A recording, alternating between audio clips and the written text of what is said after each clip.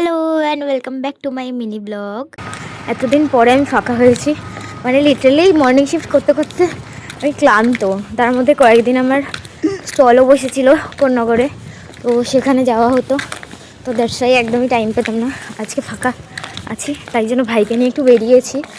আর বেরিয়েছি বলতে পাশে একটা মেলা হচ্ছে, সেখানেই যাচ্ছি আর কি। কাউকে পাইনি, ওই জন্য এই ভিখারিটাকে নিয়ে যাওয়া। এই যা, আমি ভিখারি নই।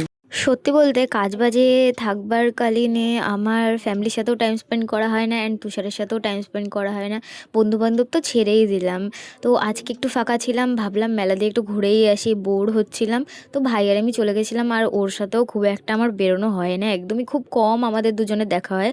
আমি আর ভাই যখনই বাড়িতে থাকি, হয় আমি থাকি না তো ভাই থাকে, আর ভাই থাকে তো আমি থাকি না, এরকম একটা ব্যাপার। তো গিয়ে মেলাটা ভালো করে ঘুরলাম, বেশ বড় বসেছে এইবার।